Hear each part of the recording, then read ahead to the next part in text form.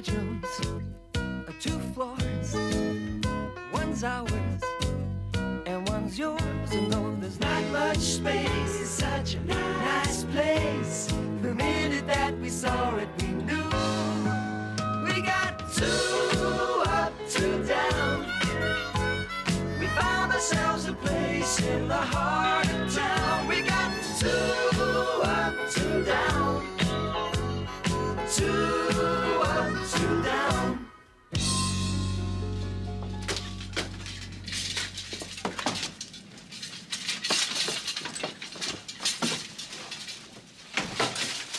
Will you watch the paintwork? Never mind the paintwork. Look at this. Look what capitalism has done to me. Pollution-free transport. How do you mean capitalism? I'm talking about those parasitic plutocrats down the golf club. Yes, I want the police. I'm talking about the bloated bourgeois in the Bentley who drove right over my bike and zoomed off without even a backward glance. Yes, I want justice. I want a full-scale manhunt. What? Oh, 32 Appleby Drive. Me? What do you want my name for? Oh, no. No. Reporting a violent assault is one thing, but I'm not having my name bunged in some Scotland Yard computer. Just send somebody round. And hurry up, I'm bleeding to death here. What happened, Jimmy? What's going on? I was down the golf club, right? What were you doing there? You of all people. Well, a bit of reclamation and recycling. Oh, yes, I know. You've been nicking all the lost balls and flogging them back to the members at half price. Well, it's a socially useful pursuit, Sheila. I mean, the world's supply of... What do they make golf balls out of? Sort of rubbery stuff. Yeah, well, the world's supply of rubbery stuff is extremely limited. Anyway, you won't get away with this. Just retribution will be meted out. Well, what happened exactly? Well, just wait till the regional crime squad get here. All will be revealed. And Sheila, we don't need to mention golf balls, all right? I shan't say a word.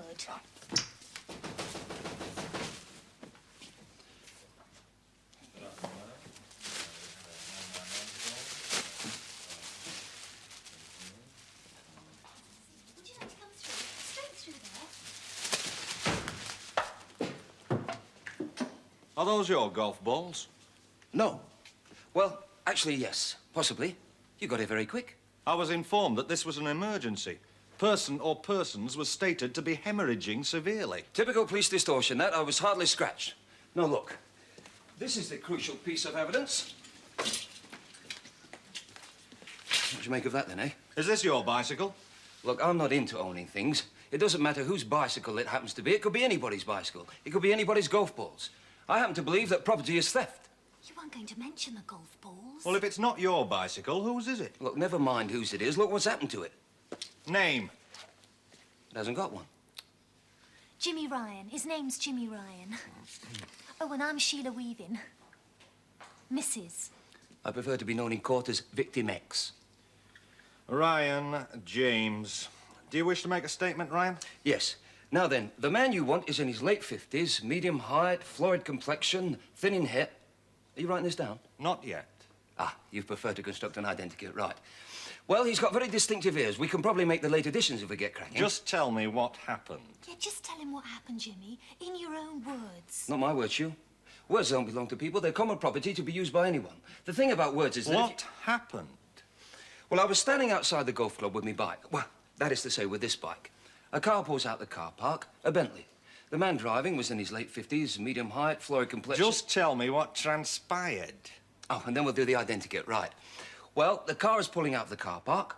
I said, excuse me, you look very rich. Would you like to buy some golf balls? Are those the golf balls? We weren't going to mention the golf balls. Look, the golf balls aren't important. The thing is, he completely ignored this invitation and drove right over my front wheel. Well, you shouldn't have parked in his path. Well, how else was I going to slow him down so I could sell him my golf balls? Ah, so these are your golf balls. Well, I think you're in the wrong. I'm sorry, Jimmy. I'm putting you down as no action required. What do you mean? I mean that I'm not going to report you as a malicious call. And I'll overlook the golf balls since they've not been officially reported stolen. Well, that's very kind of you, officer. Would you like a cup of tea? Have you nothing stronger? I could use 2 tea bags. Not while I'm on duty. What about this? Well, I suggest you take it up with your insurance company, sir.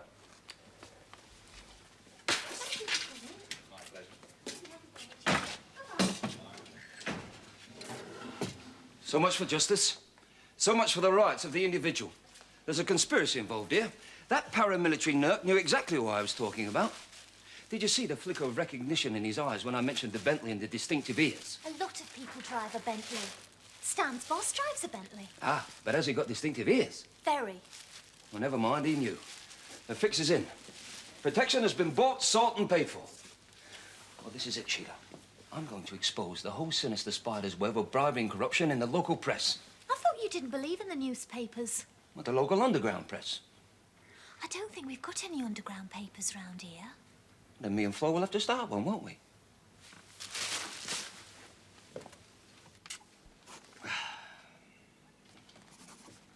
How's it coming on? Great. Do you want to read it to me? People's Cry. Go on. That's it. People's Cry. What's that? The name of the paper. Brotherhood News? How about the Daily Mirror? Getting warmer. We want something that reflects an offbeat, irreverent, anarchistic approach. What about How would you spell it? a PH, TH, PH, TH? I think it would detract from the seriousness of the venture, Jimmy. Well, we're gonna have cartoons and jokes, Flo. Yes, but only cartoons and jokes with a purpose. We don't want people laughing at them. Ah, Stanley. Stanley, how do you write? Well, you write it raspberry. That's it. Great title. Raspberry. Defiant. Vulgar even. With a hint of growth, of ripeness, of vegetarian self-sufficiency. I am not going to stand on street corners and say, can I interest you in a... But can I interest you in raspberry? Now, that's more like it. Can I interest you in giving us our radio back, please? Look, Stan, if raspberry is going to be a byword for well-informed and reliable reporting, then we've got to listen to the so-called distorted news propaganda so we can find out what's going on. Then when we know what's going on, we can tell our readers the true story. But if we haven't got a radio to listen to, then we won't have any lies to expose, will we? We can make 'em up. Yeah, we can make them up, Jimmy. Look, he only wants the radio so he can listen to the Archers. And Desert Island discs. Besides, I haven't finished paying for it yet. It's a very good model. I don't want it tampered with. Possessions, your own possessions, Stanley. New barometer in the hall, plastic potted plant holders. I'm trying to make the house into a home. What we've got left of it. You don't even talk to your plants, though, Stan. They look so forlorn sitting in their little wire baskets. I read some poetry to them yesterday and they perked up no end. I suppose it was some of your subversive trash. Not content with indoctrinating me budgie, you're now trying to turn our Gloxinas against us. It was politically neutral, Stanley. I didn't think Gloxinias could grasp ideology, so I kept it very simple. It's called Ode to a Small Plant. Very nice, Flo. Now, about the radio. Don't worry, little plant, growing in the soil. I will not let the green fly your perfect beauty spoil. There's more. I thought you didn't believe in killing little flies. It's poetic license. Carry on, Flo. Here comes the gentle sparrow, flying round the lawn. He will not hurt you, little plant. Don't look so forlorn.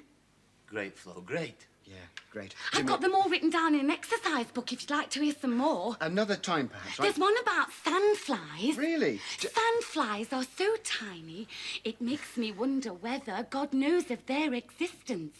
They're not made of shell or feather. I thought you didn't believe in God, as such. It's... poetic license. Jimmy, Sandflies can't do anything except hide on the beach. They can't do acrobatics or write or paint or teach. There's a lot of truth in that, Flo. I did not come to listen to poetry or prose. Neither. I only came to repossess my radio receiver. Boom.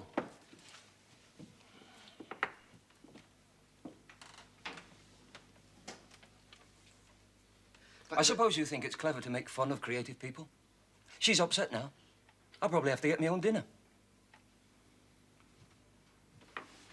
Sorry, Flo. Only a joke.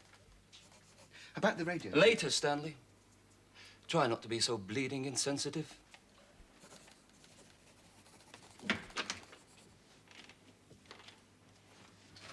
What do you think of this, Stan?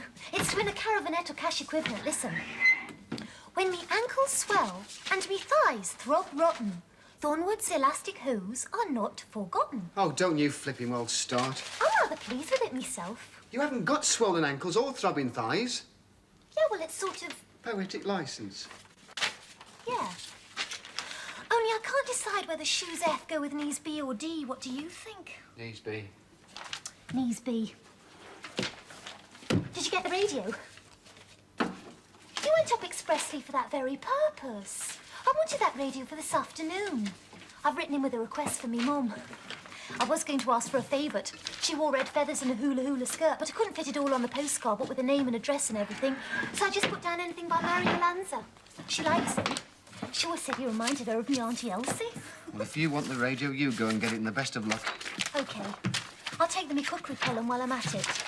Now then, while I'm gone, you decide whether knees C are the red herring you've been warned to watch out for. I have not got time, Sheil. I've got to work out the pairings for the Inter-Supermarket Darts League. Oh, I see. Darts is more important than matching knees and shoes for a caravanette or cash equivalent. As a matter of fact, yes. Look, Flo, I don't know whether we could find an astrologer specialising in animals. Coriander could do it. She's very good on cats. She took one look at Vanzetti and said, typical Pisces. Pisces is the sign of the fish, love. I know that. You know that. He's just very confused. He can't understand why he's covered in fur instead of fins and so forth. I mean, if he's a subconscious fish, it would explain quite a lot. Like why he keeps climbing in the bath. Look, Flo, we haven't got the space to do your future in the stars for cats, guinea pigs, weevils, goats, horses. We could just make the comments very general. Sort of, this week you can expect to eat from time to time. Unless you're hibernating at the moment, in which case you'll be getting a lot of sleep. Well, perhaps we could leave out the horses, love. What about our rural readers? Farm labourers, gypsies, ploughboys? I was forgetting about the ploughboys. Astrology could be crucial there. How about if we ignore the weevils? I mean, they're a bit small to have birth signs, aren't they? I shouldn't think there's much difference between a Sagittarius weevil and a Scorpio weevil when it comes to their prospects for the coming week. You don't know till you cast their full horoscope. Well, look, can't we just have an alternative vets column? You know, teacher taught us to meditate, that kind of thing. Oh, that as well, Jimmy. I've brought me cookery column. We'll let you know, love. Aren't you going to read it? It's very good. It's called Winning Ways with Offal. What you can achieve with an ox tongue and a few kidneys. I think I'm going to be sick. Yeah, I don't think it's quite in keeping with the style of the paper shield. Sorry and all that. Oh, while you're here, I wanted to ask you about the garden shed. What about the shed? I suppose you want to use it as a refuge for homeless bees. Good idea, but no. We wanted it for Natasha Elphinstone Institute. Yes, I can see the name Natasha Elphinstone means nothing to you. One of the great pioneers in education. The first one to realise that traditional teaching methods were completely wrong. She got a group of 12-year-olds working entirely with beads and string. The results were amazing. Don't tell me. They all got little beads stuck up their noses. That in itself would be a valid act of bodily exploration, Sheila. Then she got another group working outdoors with twigs and gravel. Anyway, some of us were hoping to start a small local free school based on the Elphinstone principles. We've already collected a considerable number of melon pips for stringing or anything else they want to do with them. About the radio. Our radio. You've had it a week, Jimmy. Yes, well, I've discussed this with Stan. Well, he didn't get it, so I've come for it. Well, it's not quite that simple, Sheil. Oh, I wasn't expecting it to be simple. And don't call me Sheil. You see, to Jimmy, a radio's just a radio. It doesn't belong to anyone. He forgets how possessive you are, you and Stan. Grasping. The radio, Jimmy. Annabel and Gretchen have got it, as a matter of fact. They're really great. I don't care how great they are. Gretchen believes the pyramids were built by enormous female astronauts. I don't care. I'm not interested. Enormous black female astronauts. The radio, Jimmy. Yes, well, the thing is that Hannibal's a genius when it comes to machinery and electronic thingies. See, he's building his own recording studio out of egg boxes. The radio, Jimmy. Yeah, well, I was coming to that, Sheil. You see, Hannibal was looking at the radio, and he thought that with a little surgery, he could convert it to quadraphonic sound. So you let him take it? Well, that's a favour to Stan, yes. I mean, imagine, Sheil, Desert island discs from 4 different directions. Da da da da da da da da da da da. That's the seagull shoe. Well, when do we get it back? This quadraphonic tranny. Yeah, well, these things take time, sure. You see, Marconi didn't have his missus breathing down his ear now, did he? I mean, you just have to be patient, love. Now then, who can see her pretty little self then, eh? Don't make Eh? a vain, Stan. There is nothing worse than a vain budgie. My Lola's not vain. She just has a modest recognition of her own little loveliness, don't you, eh? Could I borrow the phone? All right. Ta.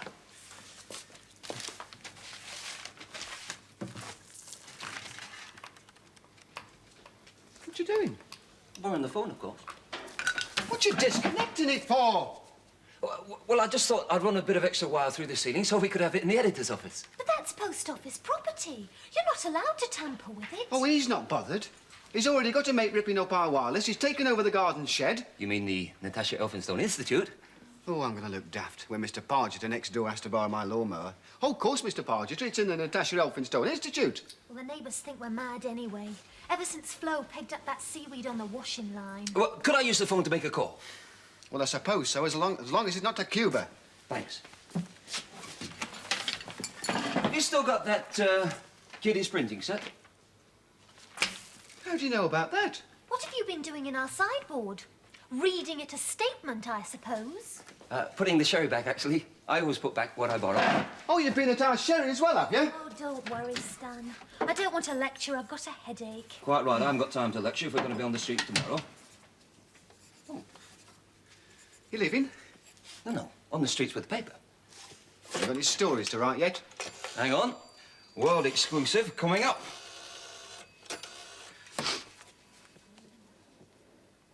Hello. Hello, is that the golf club? Yes. I seem to have picked up the wrong set of golf clubs by mistake. Yes, I rather think they belong to the chap who drives the maroon Bentley. Do you know whom I mean? Uh-huh. Oh, councillor, eh? Could you give me his address? Ridge Road. Thanks awfully. Toodaloo. That's it then. Council corruption up to the highest level. It only remains for me to confront him with the evidence, obtain a full confession, and name the guilty men. Oh. And you're going to print that? On this? It's only got 5 letters left. Right, the rest is a child. He was only saving it for when Lola was old enough. Now, what we really need is a duplicating machine. Like the one in your office, Stan.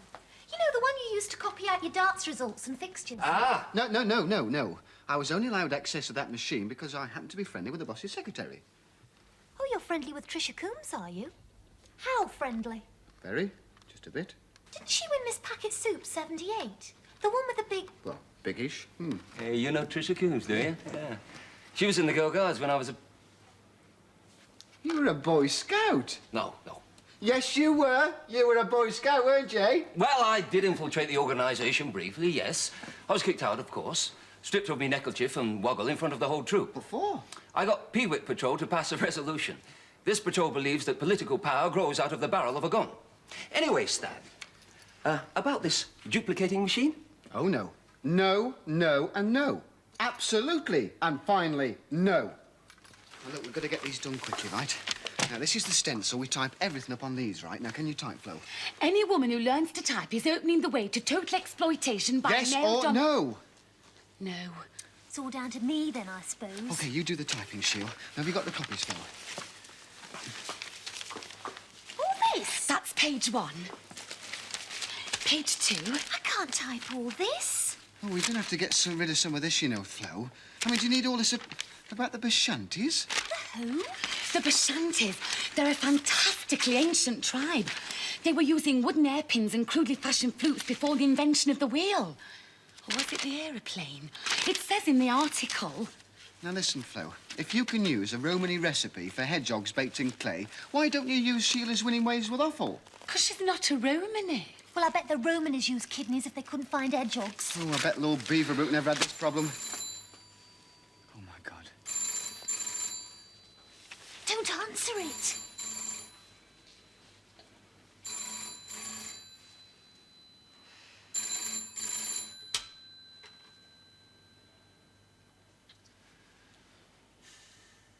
All right. Yes. OK. It was Jimmy. He said, hold the front page. Look, lad, in the first place, you shouldn't have been trespassing on private property. Listen, so-called Councillor Foley. I've been digging into your background. Are you or are you not, think carefully before you answer this, are you or are you not a member of the council? Well, of course I'm a member of the council, lad. How else do you think I come to be called councillor? Ah, you see, it all fits. The council's in charge of the police, and it was the police that masterminded the cover-up. What on earth are you talking about? What cover-up? I knew that copper was bent when he just stood there sucking his mint imperial and refused to issue an identikit picture of the suspect, namely you.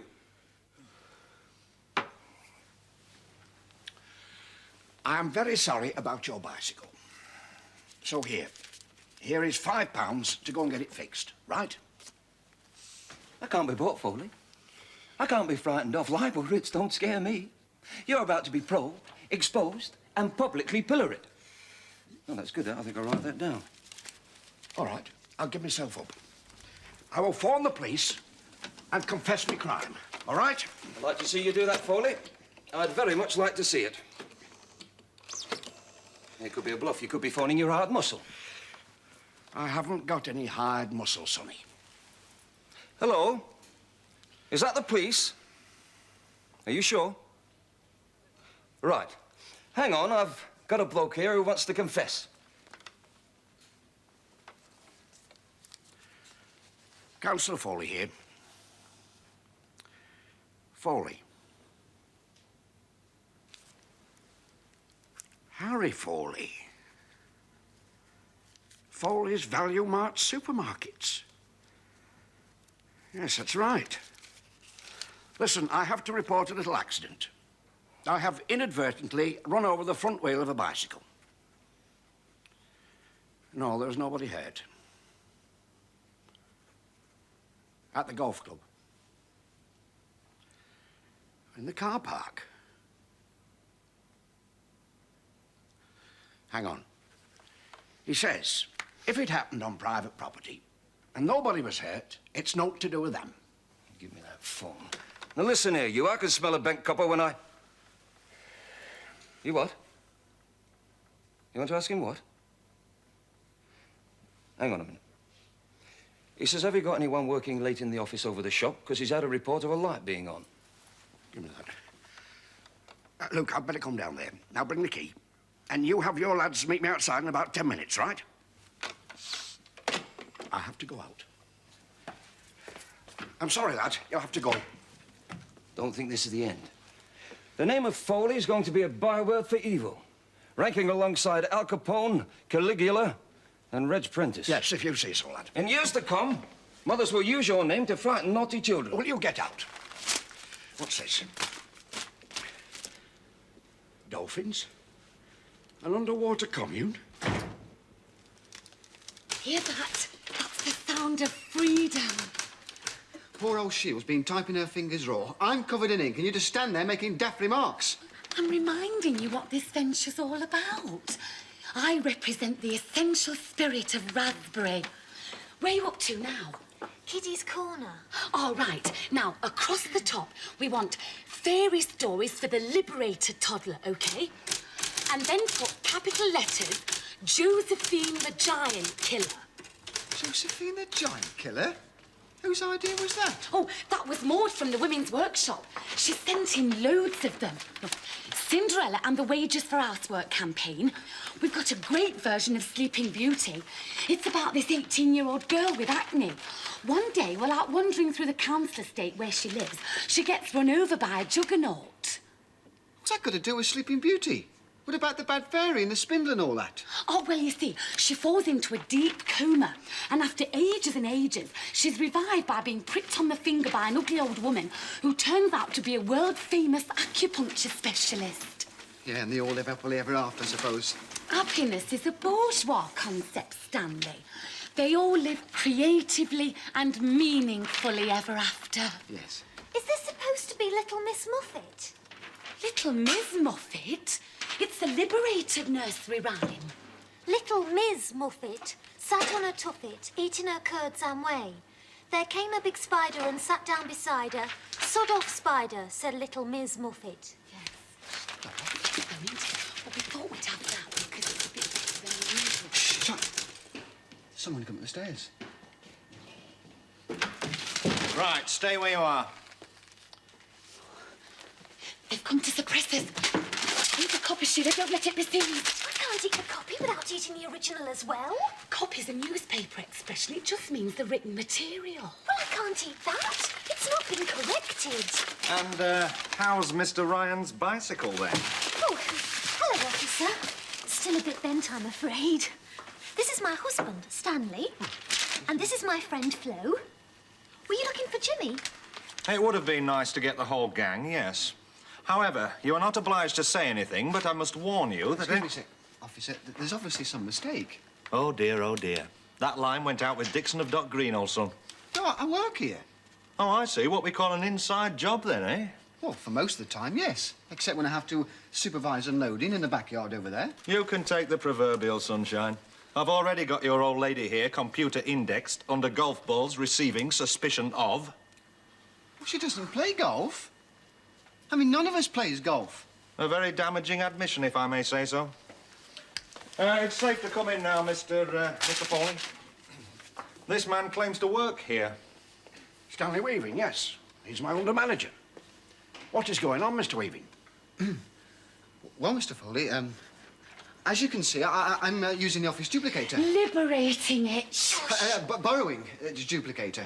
I'm putting in a bit of unpaid overtime. Doing what? Yes. Printing leaflets. Advertising leaflets for the for your supermarket. You know, listing this week's big value bargains like threatened soft tomato sauce, that kind of thing. My wife Sheila over there, she's doing the typing, and our friend here, close friend Flo, she's advising on layout. Yes. I mean, we want to deliver one to every household in the area. I mean, I want to get on, Mr. Foley. Well, it seems a bit strange, lad, but nonetheless welcome. I do like to see some enthusiasm for the job. Don't let me stop you. Come on, Constable. I'll see Mr. Peabody first thing in the morning about the distribution. Right, thank you. No action required.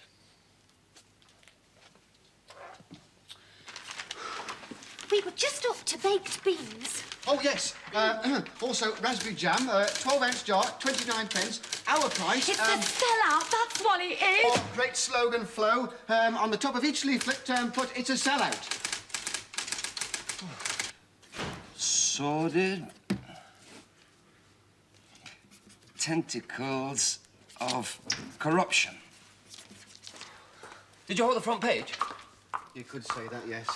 Well, how far did you get? We printed pages 3, 4, and 5, and then we got raided by the pigs. The swines. Did they confiscate the proofs? They always confiscate the proofs. No, Stan did a deal with the boss. He's going to distribute all these adverts for the supermarkets. What's this? Instant coffee, sliced bread? Explain, comrade. Well, the boss caught us using the duplicator. I had to pretend we're running off advertising leaflets, so we had to type up and duplicate all this lot. I mean, we're knackered. Well, I suppose we could run them as page 2. I mean, some underground newspapers carry advertising. Well, you do what you like, only don't ask me to type it for you. Wait till you hear this. The evil Foley and his sordid tentacles of corruption. And that's just the headline. The evil who? You can't print that. Why not? Because of the first principle of newspaper publishing, that's why. Oh, yeah? What's that? Never not the advertisers.